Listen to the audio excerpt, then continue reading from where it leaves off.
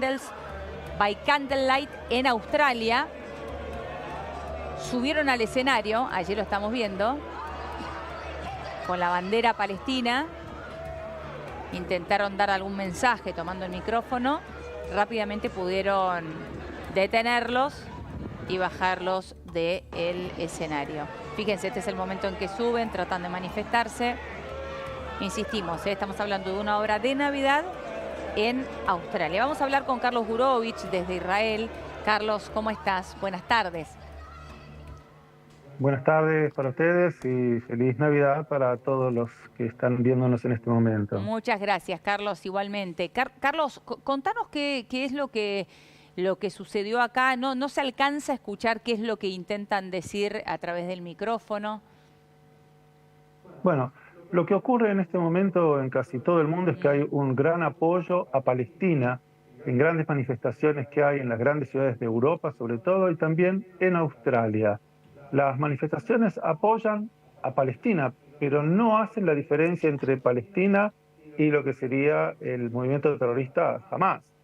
Lo que significa que, en definitiva, quienes van a estas manifestaciones y quienes apoyan a Palestina no terminan de comprender, o por lo menos se hacen de cuenta de que no saben que lo que están diciendo es la eliminación de un Estado, que es el Estado de Israel. Y hay que entender que hoy estamos en el día 80 de la guerra, luego de que comenzara el 7 de octubre con lo que llamábamos el Sábado Negro, y donde Israel sigue avanzando hacia el sur tratando de cumplir con dos funciones. Uno, la de poder eliminar a Hamás como fuerza operativa, como gobierno. Dos, desmilitarizarlo. Y finalmente, lo más importante de todo, que es lo que pide la sociedad israelí hoy, es poder llegar a los secuestrados que llevan ya 80 días, entre ellos el famoso Fir, el niño que ya va a cumplir casi un año, de los cuales los últimos 2 meses y medio está en Gaza, y por el cual aparentemente en el mundo nadie se acuerda de él, solamente los que estamos muy comprometidos con lo que está pasando en Gaza. Gurovich, ¿cómo ve la decisión del gobierno argentino próxima que va a considerar a Hamás como una organización terrorista en este escenario mundial? Bueno, yo creo que es una buena decisión. Yo creo que debe sumarse a los otros países que ya lo han hecho. Hoy en el caso Israel, según dicen fuentes extranjeras, atacó en Damasco, en Siria, a quien era el patrocinador de lo que serían los fondos de dinero que apoyaban a Hamás en todo el norte de Siria, el sur de Siria y el sur del Líbano, donde Hamás ha intensificado las acciones atacando todo lo que sea la frontera de Israel, que hay que decir que está vacía. Cerca de 80.000 personas no están viviendo en la frontera con Israel, pero al mismo tiempo que Israel responde lo que hace Hezbollah, hay que decir que hay cerca de 100.000 libaneses que también se han corrido hacia el norte por temor a que esto desarrolle una guerra mucho más amplia. Esto es independientemente de lo que está pasando en el sur. O sea que la idea de que Hamás y Hezbollah, que ya seguramente debe figurar en la lista de las organizaciones terroristas, se sumen, lo que impediría de alguna manera controlar el tema del dinero, que es un dinero que debe llegar, que no debe llegar a las manos de los terroristas.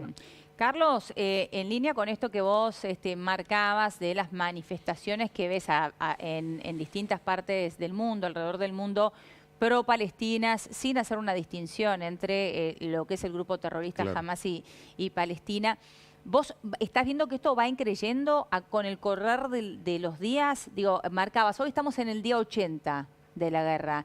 ¿Crees que estas manifestaciones se están pronunciando cada vez más o esto está sucediendo de la misma manera que sucedía al principio y son más bien grupos satelitales? No, yo creo que no son grupos satelitales. Yo creo que esta guerra que se ha iniciado el 7 de octubre ha producido una gran judiofobia a lo largo del mundo. Y la misma pregunta podría yo hacerla con respecto a qué pasa en Kharkov, o qué pasa en Zaporizhia, o en Robotina, donde nadie habla absolutamente de nada de lo que está pasando cuando se van a cumplir casi 3 años de esta guerra. Y esta guerra lo que ha producido es sacado de adentro de la gente esa judiofobia, ese malestar por la existencia del Estado de Israel.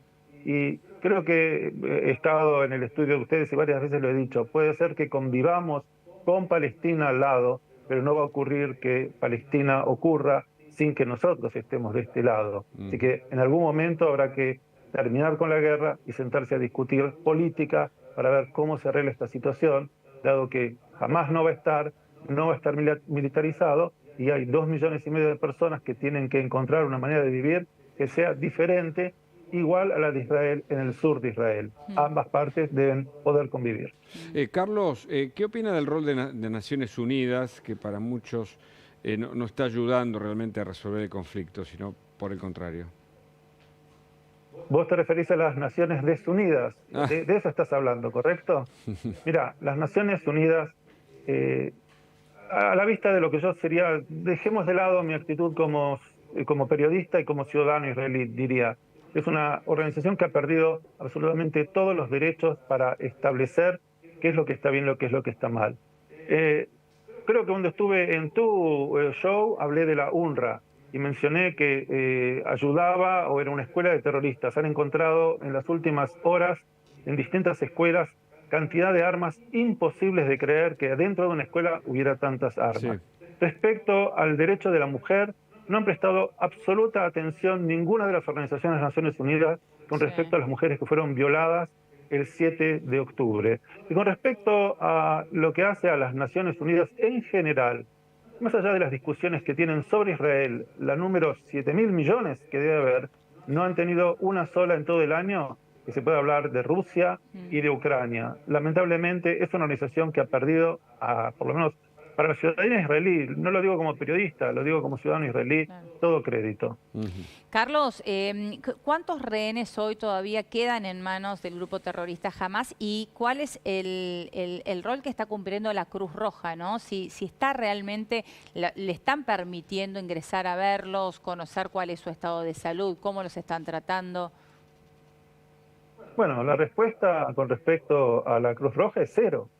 La Cruz Roja ha estado aquí, la jefa, no puedo precisar el nombre en este momento, la jefa de la Cruz Roja ha estado reunida con el primer ministro de Israel y les ha dicho, mire, la gente de Hamás no nos deja acercarnos, pero ustedes tienen la obligación de ir y revisar, de ver que la gente, hay mayores de 80 años que no reciben remedios y ustedes no lo pueden hacer y sin embargo, desde el lado de Israel, a todos los que han sido capturados de Hamás, todos reciben tratamiento médico, han sido revisados.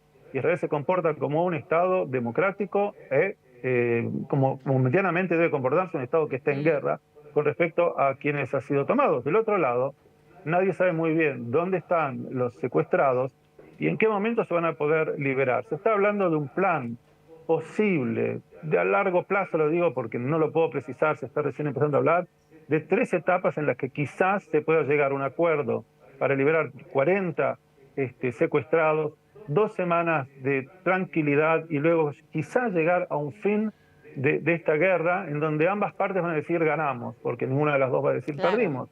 Pero de alguna manera Israel podría cumplir con el objetivo número 1, que es traer de vuelta a todos los secuestrados, y después veremos, porque esto no se termina acá. Seguiremos con el norte en el Líbano y veremos qué va a pasar con Irán. La pregunta es dónde está Rafael Grossi, que debería fijarse qué está pasando hoy en las plantas de nucleares que hay en Irán, donde absolutamente desde que comenzó esta guerra nadie se acuerda de mencionarla. Desde el 7 de octubre, ya han pasado varios días, ¿cree que se diluye la cobertura informativa sobre el conflicto allí en la Franja de Gaza o no? ¿Sigue con la misma intensidad que al principio? Depende en dónde. En Israel es un tema diario donde absolutamente, sacando 2 o 3 programas que se ocupan de entretener un poco a la población, la mayoría de los 4 canales que existen en este país transmiten todo el día un llanto continuo y por otro lado el valor de los soldados. Fuera de Israel, hay que decir que en Europa ha bajado un poco el nivel de atención que hay con respecto a lo que está pasando. Hay que decir que hoy es Navidad y que la mayoría de la gente está ocupada en otros temas, más que preocuparse por lo que pasa en el sur de Israel. pero en cualquier momento esto va a volver a revivir, porque cuando termine en algún momento de acá, 2, 3 semanas, el tema del sur, quedará abierto qué es lo que va a pasar en el norte. Y en el norte hay una decisión de hace muchos años de las Naciones Desunidas, en las cuales Hezbollah debe estar 40 kilómetros al norte de la frontera con Israel, y eso no ocurre. Y Israel se plantea si existirán maneras de hacerlo de manera consensuada, o si lamentablemente habrá que ir a una guerra para desplazarlos, porque la gente, los 80.000 personas que viven en la frontera con el Líbano, no quieren volver, Claro. mientras se pasean con motonetas los líderes del Hezbollah apuntando a Israel. Carlos, te agradecemos Gracias. enormemente por este contacto. Ojalá que la próxima sea con mejores novedades. Sí. Muchísimas gracias por este tiempo. Un abrazo. Hasta luego. Al contrario, gracias para ustedes. Gracias, hasta luego.